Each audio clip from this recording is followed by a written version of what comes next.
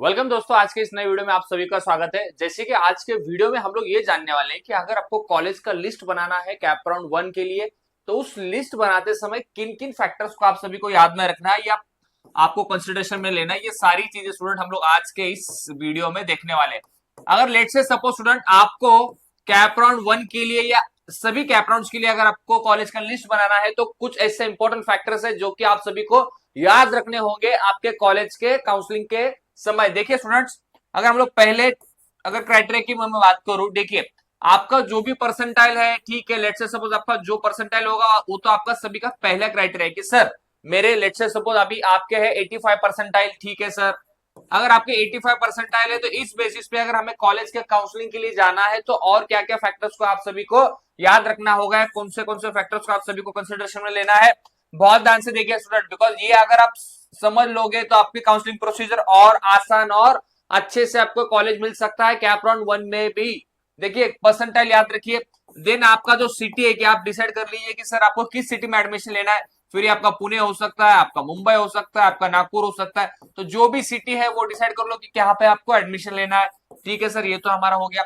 Then third most important point आप सभी के लिए कि सर आप ये भी पहले डिसाइड कर लीजिए कि आपका किस ब्रांच में एडमिशन लेना है।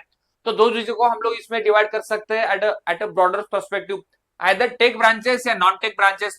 फिर अगर इसमें भी अगर हम लोग बात करते हैं सर सीएस है, आईटी है, सर हमारा एआई है, ठीक है, ये भी एक आपको ग्रुप ऑफ सेट हो सकता है। या इसके अलावा आपका और एक क्या ग्रुप ऑफ सेट हो सकता है कि सर ईएनटीसी है, ट्रिकल है, राइट, ट्रॉनिक्स है, सर ये भी आपका एक बैकअप हो सकता है। या इसके अलावा फिर और एक आपका ऑप्शन हो सकता है कि सर नहीं हमें कोर ब्रांचेस में ही जाना है, फिर मेक है, सिविल है। तो ऐसे कुछ अलग अलग आप सभी के लिए आपके ऑप्शंस हो सकते हैं, आपके प्रेफरेंस हो सकते हैं फॉर दी ब्रांचेस। ये भी आप सभी के लिए काफी क्रूशियल पॉइंट है, बिकॉज इसके लिए आप बाद में सोचते बैठोगे ना कैप राउंड के समय में, सर ब्रांचेस को मैं देख लूंगा, नहीं, ब्रांचेस को आपको पहले ही प्रायोरिटी पे डिसाइड करना होगा। और यही ब्रांचेस के साथ मुझे लगता है कि आपने एंड तक रुकना चाहिए अगर आपको स्पॉट राउंड में भी जाने की अगर आपको चांसेस है, अगर आपको लगता है कि सर मुझे स्पॉट राउंड में भी जाना है। ठीक है, यहां तक सर सही है कि हमें परसेंटाइल देखना है, सिटी देखना है, ब्रांच देखना है।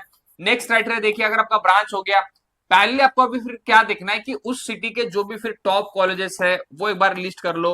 अगर लेट से सपोज आपका पुणे फाइनल होता है तो टॉप कॉलेजेस एंड देयर मतलब उनके क्या क्या देखना है, फिर उनका फीस देख लो, राइट, उस कॉलेजेस के हॉस्टल फैसिलिटीज देख लो, राइट, उस कॉलेज का मेस के रिगार्डिंग भी आपको कुछ कंसर्न है, क्या फीस है, सारी चीजें, तो मेस का भी फैसिलिटीज है या नहीं है, वो सारी चीजें आप देख सकते हो। अगर आपको और कुछ चीजें देखना है, कॉलेज का कैंपस कितना बड़ा है, कॉलेज का बाकी फिर आपके लिए ट्रैवलिंग के लिए क्या ऑप्शन है वगैरह, वो सारी चीजें कॉलेजेस के और उसके जो भी फैक्टर्स है वो सभी फैक्टर्स को भी आपको देखना काफी इंपॉर्टेंट होगा कॉलेज के लिस्ट बनाते समय।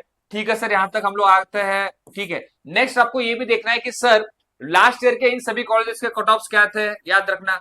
ये लास्ट ईयर के कट ऑफ्स भी आप सभी को काफी हेल्प करते हैं आपके काउंसलिंग के लिए।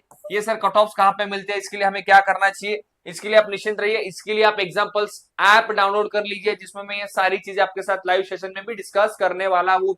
देखिए नेक्स्ट जो आपके लिए पॉइंट है स्टूडेंट्स, अगर ठीक है आपने लास्ट ईयर का कट ऑफ देखा है, कट ऑफ के बाद आपको सबसे इंपॉर्टेंट अभी क्या देखना है। देखिए स्टूडेंट्स, आपके जो इंपॉर्टेंट चीजें है कि आपका कैटेगरी कौन सा है, ये भी आप सभी के लिए काफी इंपॉर्टेंट पॉइंट है। अगर आपको कॉलेज का लिस्ट बनाना है तो कैटेगरी के हिसाब से, जैसे कि अगर आपका ओपन यानी कि जनरल कैटेगरी है, आपका एससी है, आपका एसटी है, आपका ओबीसी है, तो कैटेगरी वाइज भी कट ऑफ का भी आपको दोनों का इक्वेशन बनाना होगा। ये सारी चीजें इंडिपेंडेंट है, कैटेगरी एंड कट ऑफ, यही आपको सबसे इंपॉर्टेंट हेल्प करती है कॉलेज के लिस्ट बनाने में। तो परसेंटाइल है, सिटी है, ब्रांच है, टॉप कॉलेजेस है, लास्ट ईयर के कट ऑफ है, कैटेगरी है। एंड इसके अलावा अगर हम लोग और कुछ फैक्टर्स की बात करते हैं सर, तो सबसे बड़ा एंड इंपॉर्टेंट पॉइंट है आपके लिए कि सर लास्ट ईयर के प्लेसमेंट्स क्या थे या कॉलेज का प्लेसमेंट रेशियो कैसा है।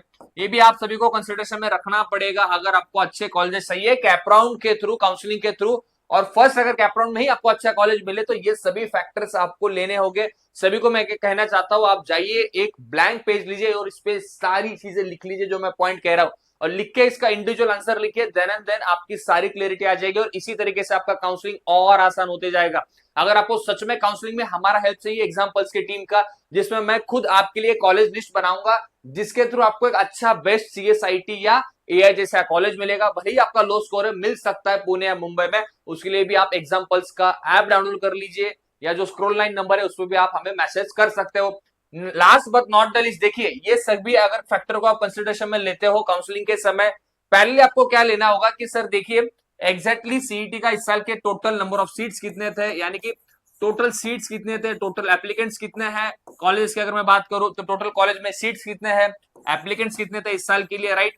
अगर हम लोगों को ये भी जानना होगा कि सर इस साल टोटल कैप राउंड 4 होने वाले, यानी कि अगर कैप राउंड इस साल टोटल 4 होंगे तो क्या चीजें बन सकती है, क्या प्रोबेबिलिटीज हो सकती है, यानी कि ये होने वाला है इस साल की स्पॉट राउंड के लिए चीजें, स्पॉट राउंड के लिए सीट्स कम होने वाली है। तो कुछ कुछ एक्स्ट्रा जो फैक्टर्स होते हैं सीटी सेल के अपडेट्स, ये सभी को भी आपको कंसिडरेशन में लेना होता है at the time of choice filling, at the time of college selection. तो ये सारी चीजें स्टूडेंट्स मुझे लगता है कि 8 चीजें कम से कम ये आपको याद या इसको आपको कंसिडरेशन में लेना होगा अगर आपको एक बेस्ट कॉलेज चाहिए या बेस्ट आपको ब्रांच चाहिए। तो ये फैक्टर्स आप सभी के लिए एमएसटीसीटी के 2025 के काउंसलिंग के लिए काफी इंपॉर्टेंट है, याद रखना। इसके अलावा भी कुछ फैक्टर्स हो सकते हैं person to person, case to case, जैसे कि अगर मैं लास्ट पॉइंट अगर यहाँ पे लिस्ट करूं कि सर आपको ये भी देखना होगा कि आपका कोटा कौन सा है।